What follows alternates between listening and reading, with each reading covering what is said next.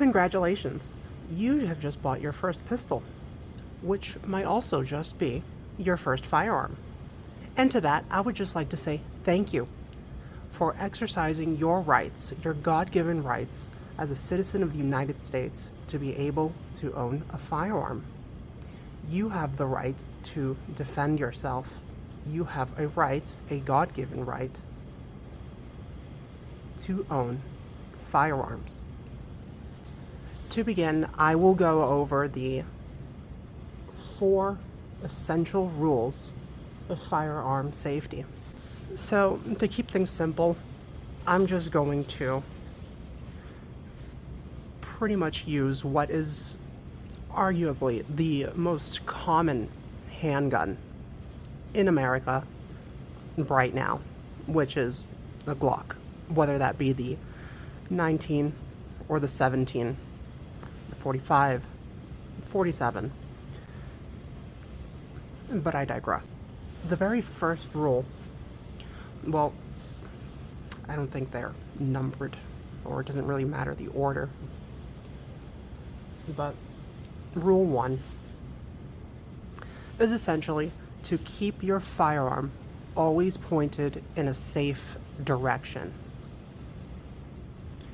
Something that has helped me over the years is to imagine that there is a laser beam coming out of the muzzle at all times.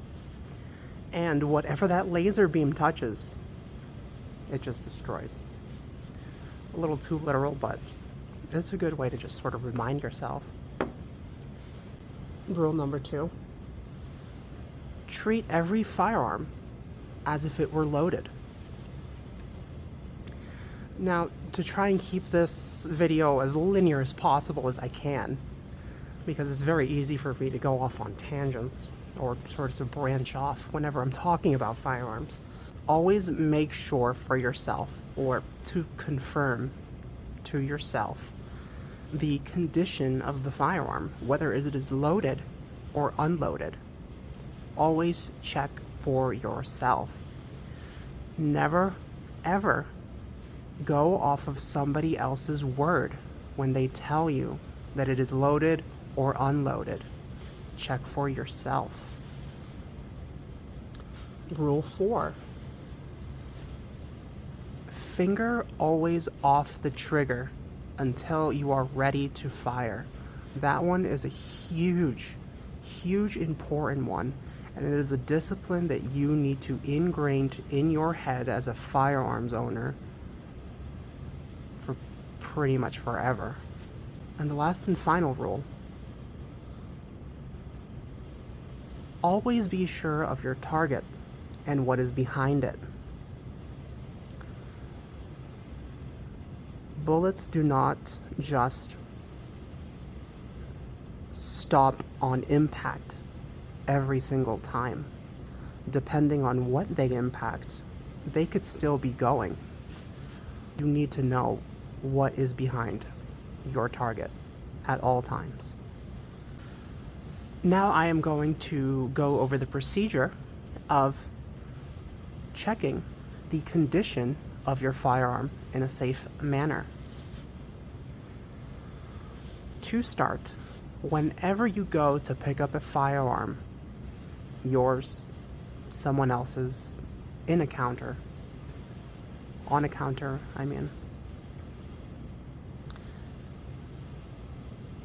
you will be greatly appreciated if you have proper gun handling etiquette. And by gun handling etiquette, I might have just made that phrase up.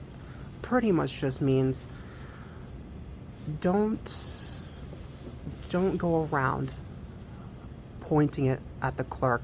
Don't go around pointing it at other people. That's just a great way to sort of get you kicked out, blacklisted. You know, they don't need that sort of stress in their life. Make sure to do your due diligence. Please be safe with firearms at all times. Now, when I was saying, every time you go to pick up a firearm, remember, finger always off the trigger until you are ready to fire. So when you go to pick one up, generally, you would pick it up in this manner. Now, before, I've had someone ask me, can I grab it like this? And technically, yes. It's not great practice, though. I wouldn't really recommend to do that all the time. It's better to just sort of already have your hand in a ready position. Now that we have picked up our pistol, on most pistols, well, almost the majority of pistols, with some exceptions, the magazine release will be in this area right here, and it stands out. You really can't miss it. There's just a button right here for your thumb to press. So now that we have confirmed that there is ammo, by the way, these are snap caps. They are not actual real ammo. This is not real, so it's mostly used for practice in the sense of dry fire, but I will get to that I'll get to that later. So the magazine has been removed. You know that there is ammo in there. Now, this is something that most beginners tend to forget when they get to the next step, is that they forget to check the chamber, in which the next person to pick up the firearm goes through the same thing. Eject magazine and check that we are clear. What might happen if they forget to check the chamber when they go to press the trigger, a round could fire if there was a round in there. Make sure to always check. A good way to check is just to pull the slide back, check that there is nothing in the chamber there,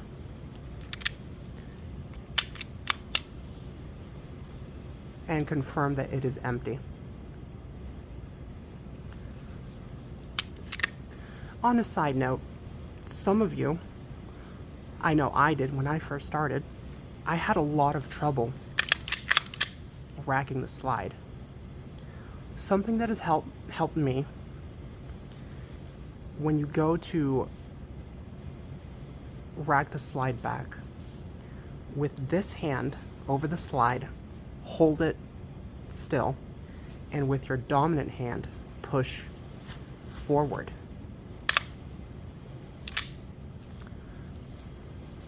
Once you do that, you push this slide release, slide lock upwards so that it catches in this little groove here that keeps the slide open.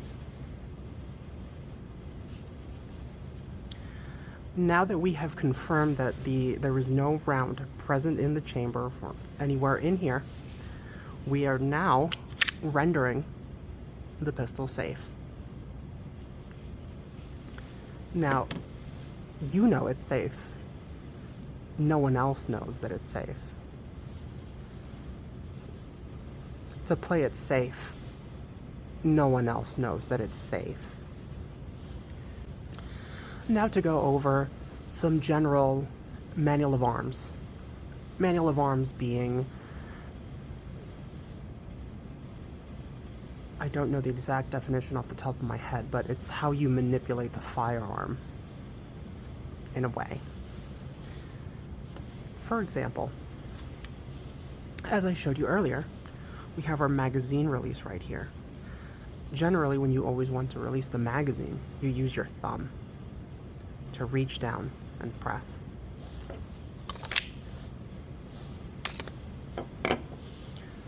The slide release, or slide lock, which is something that you can actuate manually, or it will happen automatically when there is an empty magazine.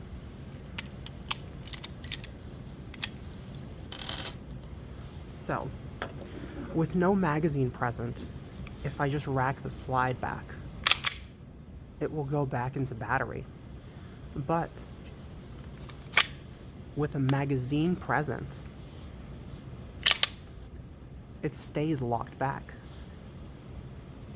Because the follower, with the help of the spring inside the magazine that is constantly pushing upwards so that it can feed the rounds into the chamber, pushes up this slide lock, slide release, so that it locks your slide back.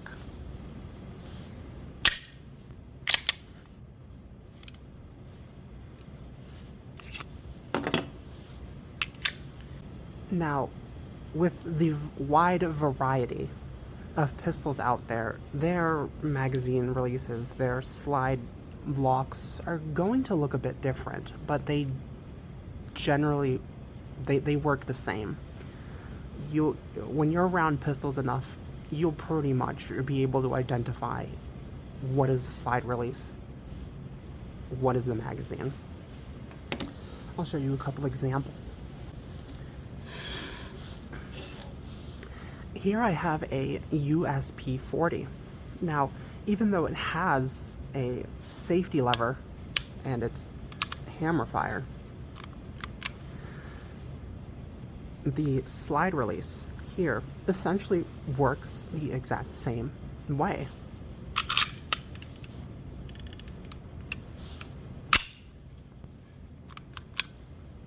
Now, the difference with this one being in the mag release, if you notice that there isn't a button here. I believe with European pistols or so that they prefer to have this little paddle here. So I guess you could say that the manual of arms on a USP is a slight difference from the manual of arms on a Glock. You press here,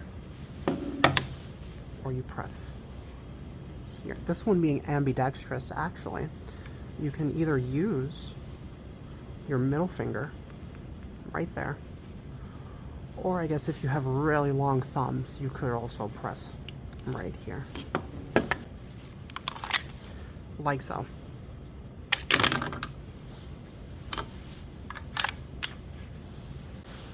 Another example is this little Beretta. Same thing, hammer, safety, magazine release, slide lock, slide release, right here.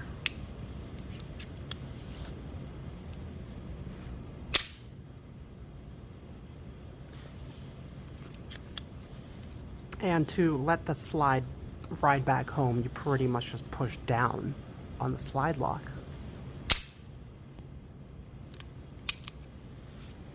Now, you might also be wondering, well, what is this thing right here? This is the takedown lever. The takedown lever is important because it allows you to field strip your pistol. Being able to field strip your pistol is very important because when you need to do maintenance and such, well, you need to be able to take it apart.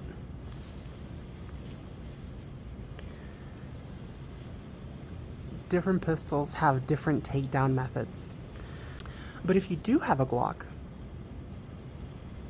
then really all you would have to do is just, well, go over the condition checking, the safety steps, right? You release the magazine.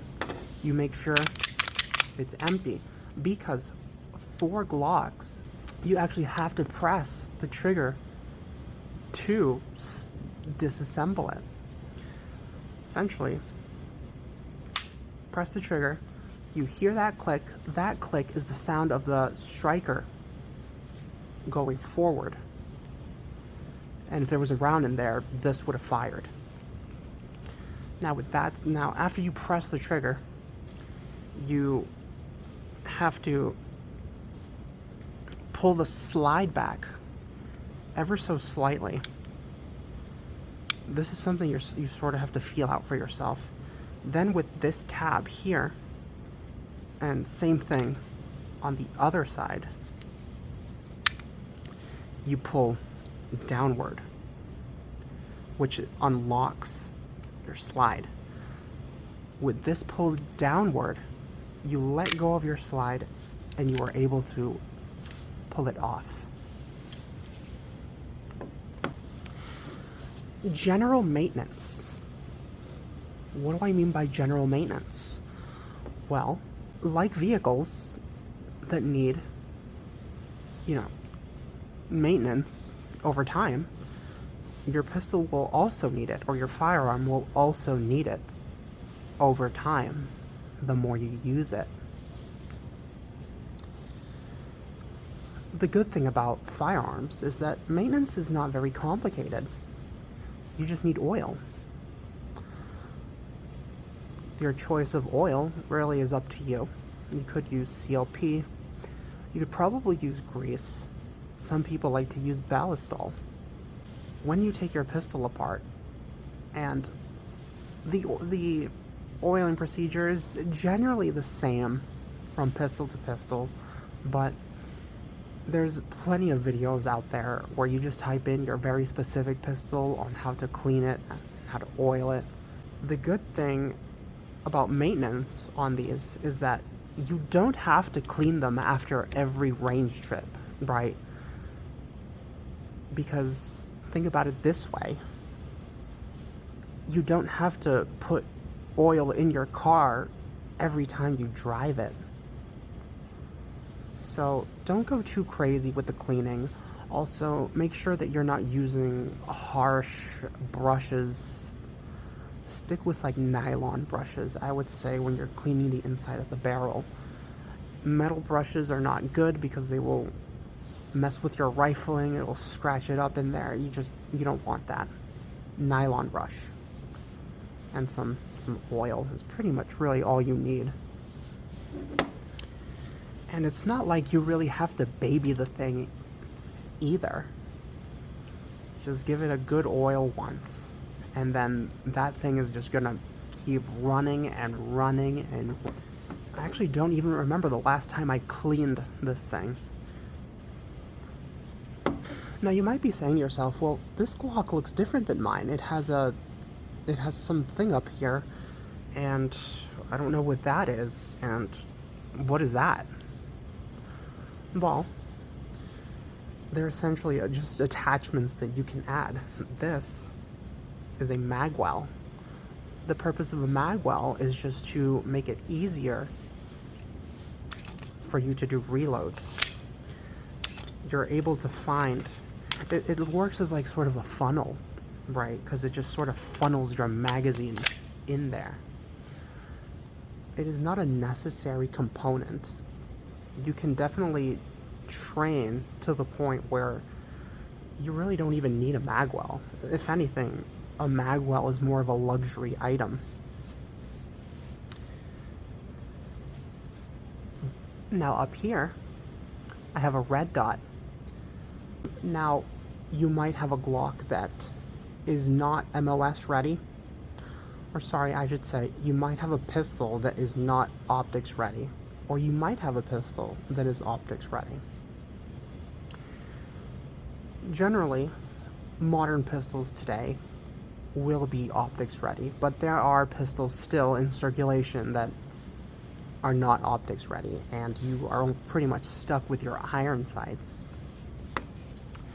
I'll show you an example right here. If your pistol is not optics ready, like this MMP is, right here, it's not the end of the world. You can send it off to some place where they will mill a section here that will perfectly fit and accommodate whatever red dot you would like to place on here. This slide right here originally looked just like this.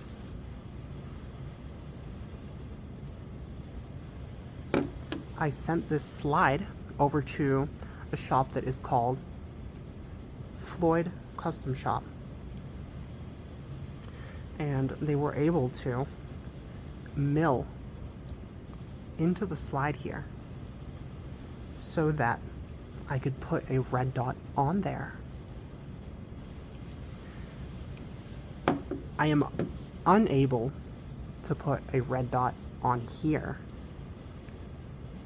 but that is okay because, like I said, you send it somewhere and they will mill it for you.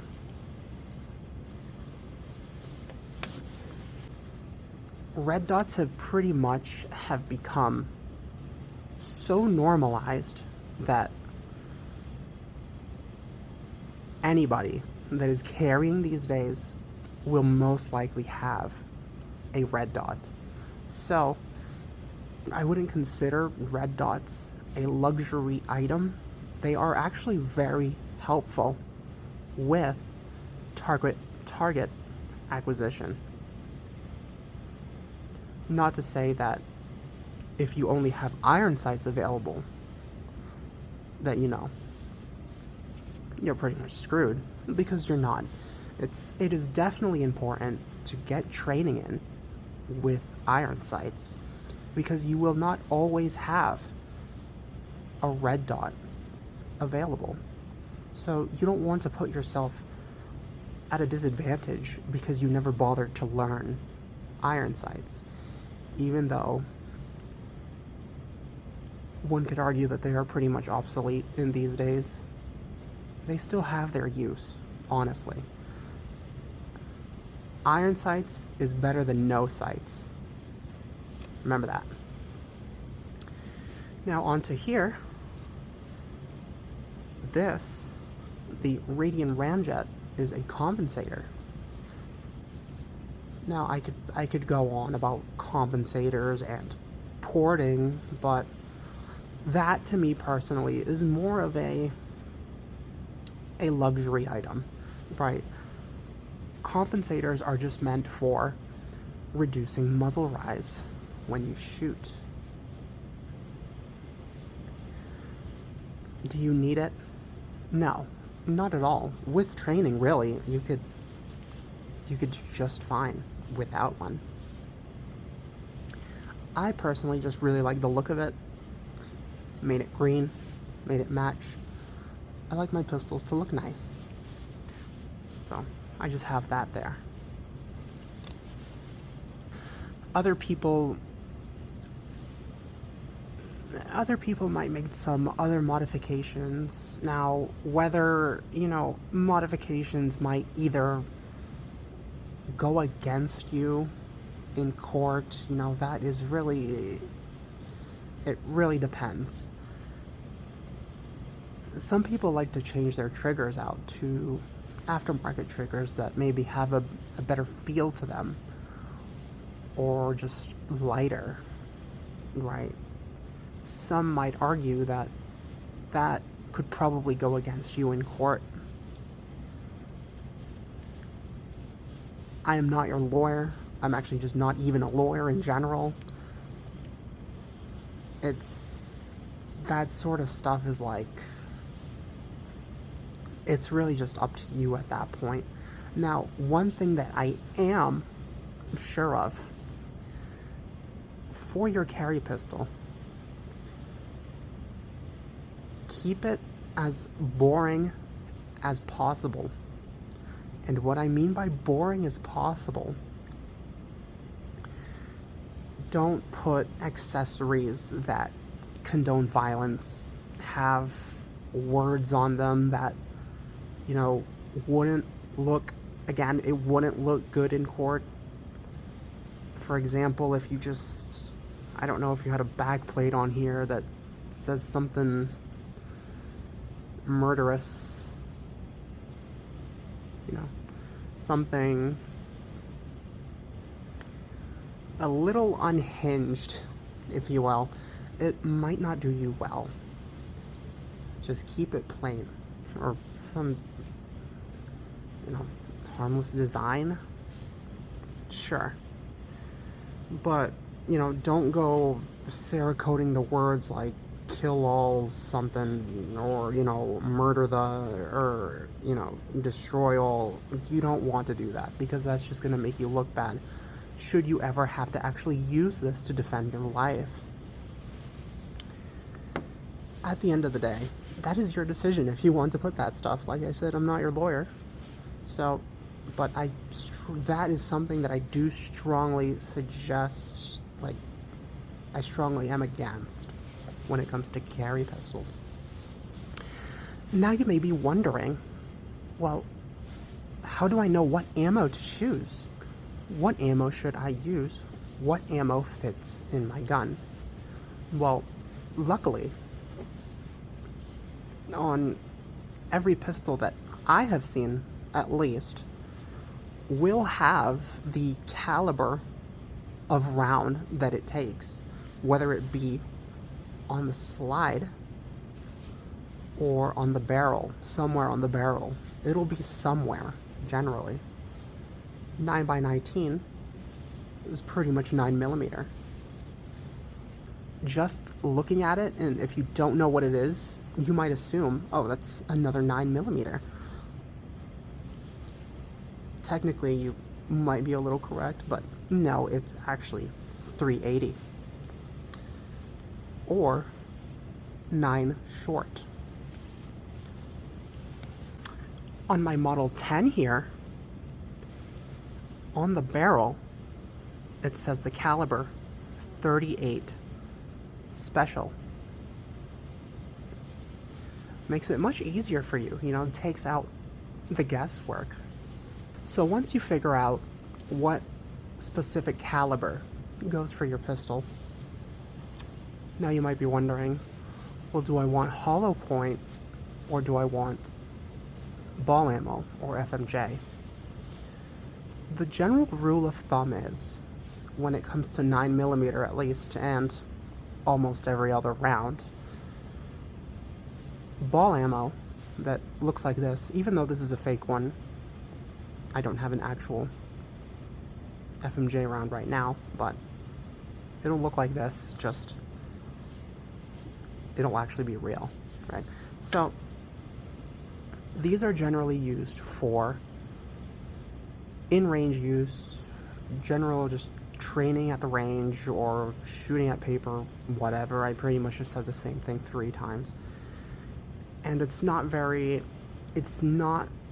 the most popular pick or the most ideal pick for self-defense. And that is because ball ammo has really good penetration. Now, if we go back to be aware of your target and what's behind it, should you ever have to use this for self-defense and you have ball ammo or FMJ, most likely whoever this lands into, it's going to go right through them.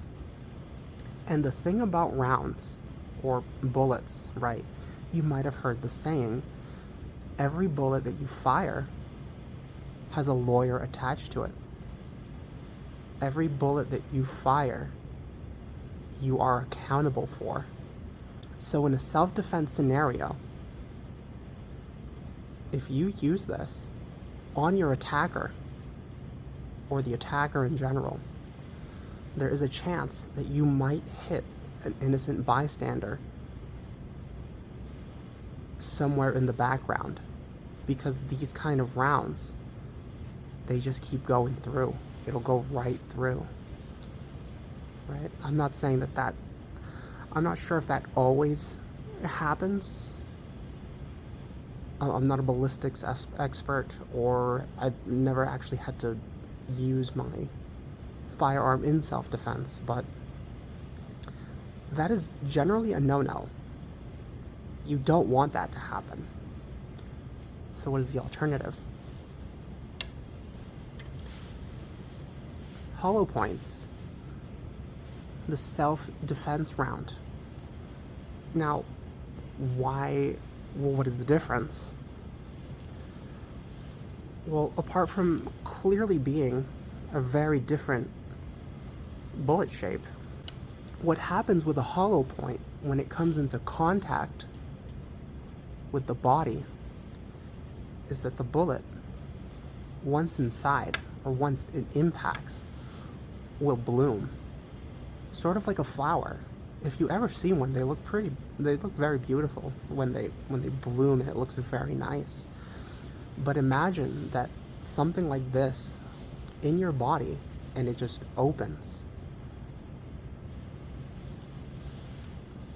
And while it opens, it's just lacerating everything that it comes into contact with inside you.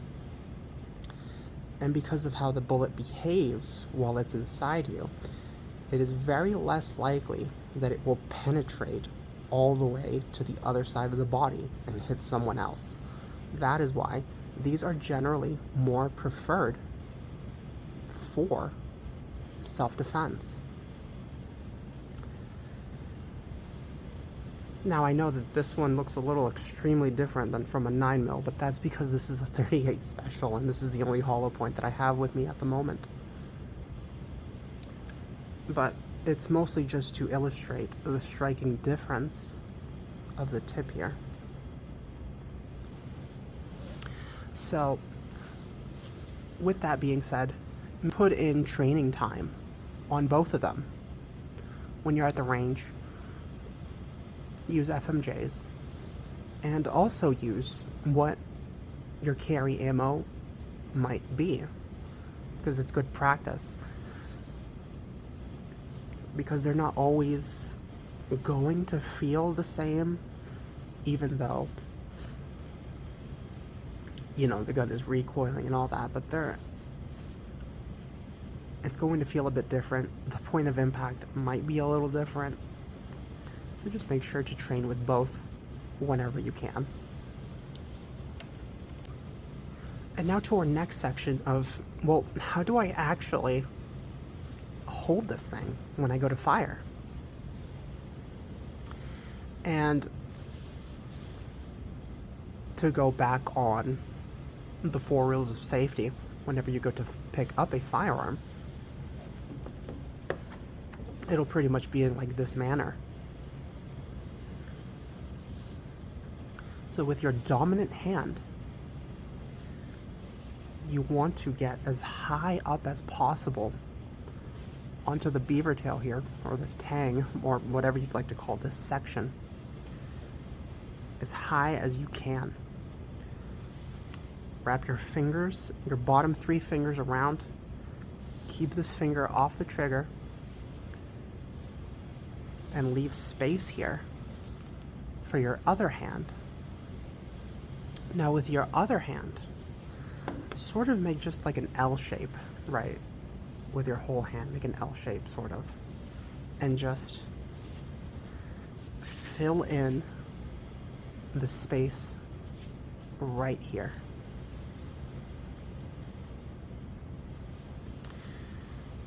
Now your next question might be, well, how do I know if I'm holding it hard enough? The way I like to go about it is that when you're holding a pistol, you should just feel like you are connected to it. You don't want to hold it too tight where it starts shaking, because that'll throw off your accuracy extremely. And you don't want to hold it too loose that when it's recoiling, it starts moving around in your hand. Hold it, connect to it. It doesn't need to be complicated, right? You don't need to have extra input into the gun. Hold the sight steady. Put no input when you are pressing that trigger to make sure that that round goes to where you want. A very common thing that beginners do when they shoot is that they anticipate recoil. And what anticipating recoil is I'm going to show it this way, is that before they press the trigger all the way back, they dip the gun low to try to counter or to try to, mitigate the recoil, when in reality, that doesn't help you at all. And you don't need to do that. So it'll look something like this.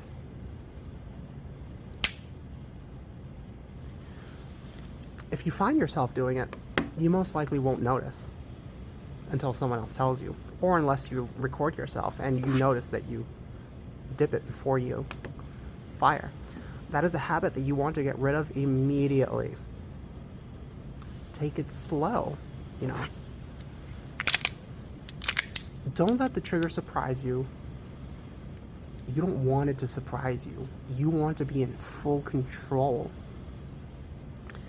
Take it slow, practice, dry fire, get used to the weight of your trigger, right? That way you don't have to dip down. That way you don't have to put unnecessary input, unnecessary anything really, to make sure that your rounds are going straight on target. Now, I know that I pretty much showed you how I hold it. It does not necessarily mean that that is how you should hold it. How you should hold it is something that you will really have to figure out and fine-tune for yourself over time. Because everybody's hands are different sizes. Some people have wider hands, some people have longer hands, some people have shorter fingers, some people have longer fingers, and that all plays a part in how you hold your firearm. So just because someone holds it a certain way doesn't mean that that way is going to work for you. My final piece of advice would be, once you have a pistol that you like, train with it. Train with it as much as you can. Get used to it. Get familiar with the inner workings of your pistol.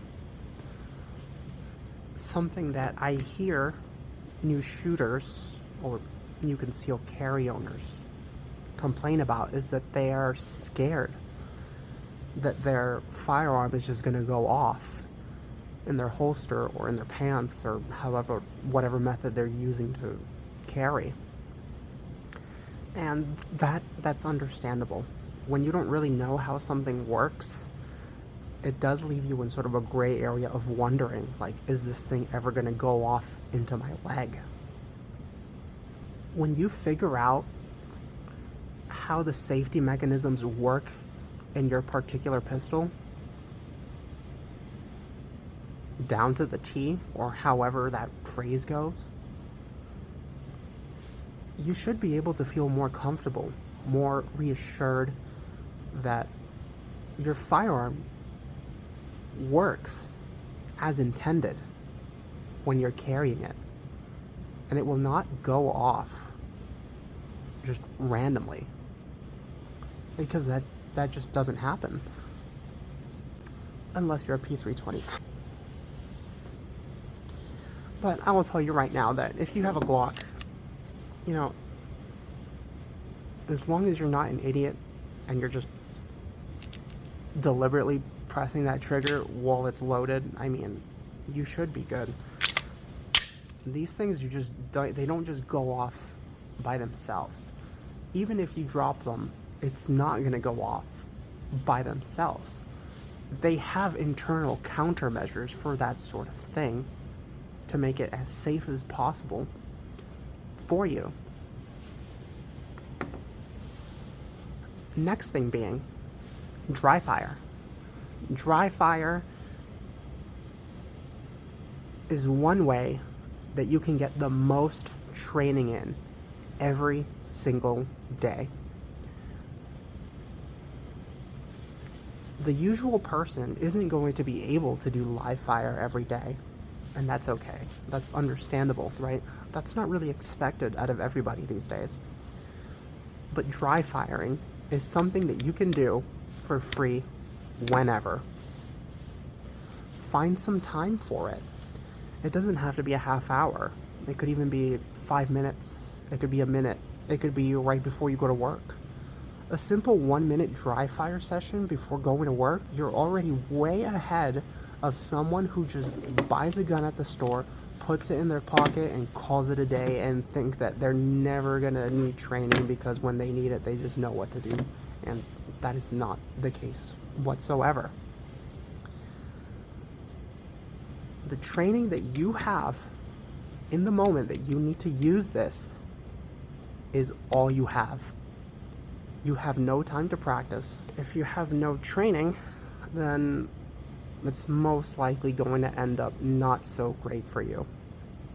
So, in the time that you are safe, in the time that you are not in danger, you're not under the rush of adrenaline, take the time to train, because all that training is what you will have with you in that very moment that you might need to defend your life.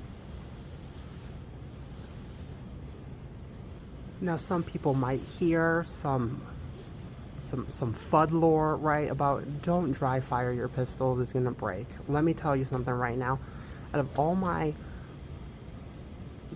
9 years of firearms experience, never have I been able to break a pistol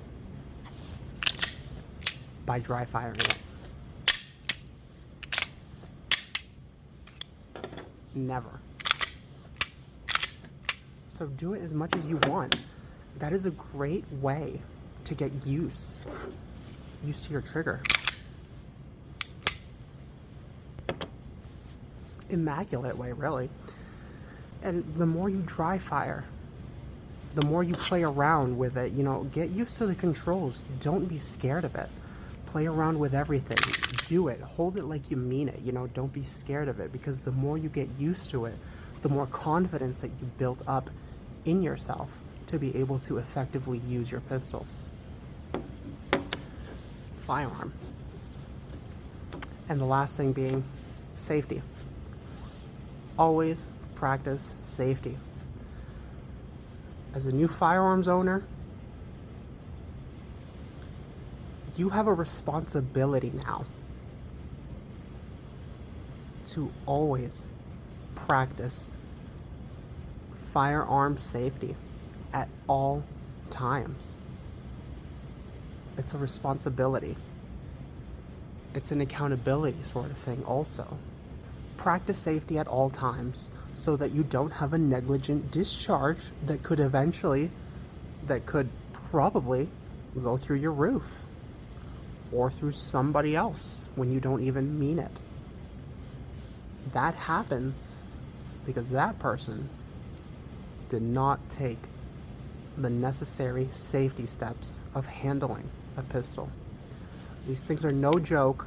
They are not a toy. Take care of it, and it will take care of you. Are we rolling? Oh, are we? All right. So, if you have made it this far into the video, first of all, thank you so much. We have recently just hit, and by we, I mean me. I wasn't really even talking to anyone over there. I recently acquired 600 subscribers. Not all at once, but over some time. What am I even talking about? Thank you. We recently just got to 600 subscribers. So thank you for that very much. It really encourages me to just, keep creating content. And I know that I'm a little slow when it comes to uploading, but that's because other responsibilities and time and all that, so hopefully that's understandable. I know it's kind of strange not to see me in my usual habitat in the forest. Right, it's a little crazy. But yeah, I definitely still have more content to upload. I still have more ideas. Really, it's just me filming, me editing, me doing the shooting. So it can be a bit delayed sometimes. But there will be more. Until then, take care of yourself. Remember to keep practicing firearm safety, proper firearm safety. Dry fire. Take care of yourself, and may God bless you.